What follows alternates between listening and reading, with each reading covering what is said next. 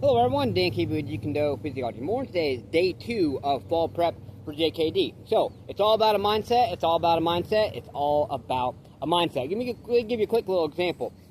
So those of you who don't know much about my history, as far as my martial arts history, okay, I actually sparked interest when I was 5, when I watched my very first Bruce Lee movie. Literally, after I finished that movie, I was 5. Like I said, I immediately went outside, started doing some punches and kicks. I mean, what I basically kind of like, obviously be 5, whatever, okay? I'd like to say I was consistent with it. No, I was actually basically just sporadic. And then by the time I was 12, I actually got interested in a bow staff. I didn't have one, but I actually had an old pull stick that I actually was at 12. I was able to twirl behind my head, and that kind of boosted my confidence a little bit more. I didn't have much ambition in life due to the way I grew up. Mainly when my parents were together and whatnot, through struggle, things like that in life. So I kind of basically did it sporadically, and then I joined the track team my junior in high school. Then that actually inspired me to join cross country because I found out I was better at distance. Okay, don't worry, I'll make this a quick story. Okay, and then my senior year in high school, I joined the cross country team, found my knack for distance.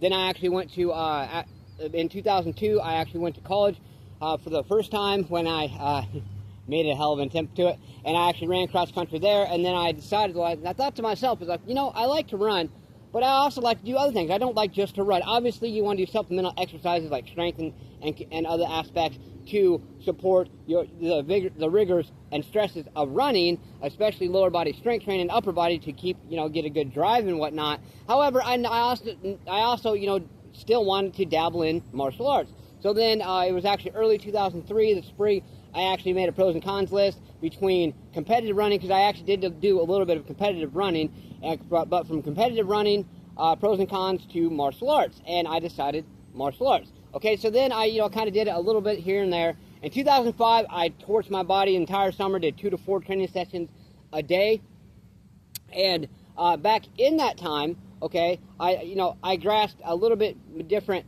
mindset, whatnot. Sorry, excuse me. I gotta get a drink real quick. Okay, so, and that's also, when I got in really good shape, and then I got out of shape, and I'm like, I need to do something different. So I completely changed my mindset. So, changing your mindset in life is going to help you out in tremendous ways. Sorry. Give me 1 second. I promise the last time. Another drink.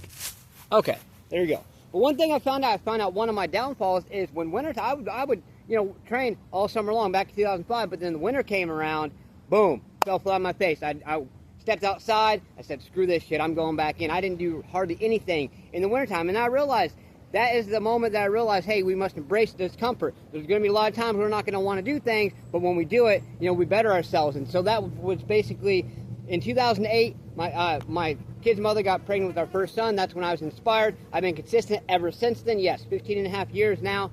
And one thing that I knew I had to do to stay consistent was to continue through the winter months. So I did that little by little, day by day, and eventually I got to a point where I'm like, hey, you know what?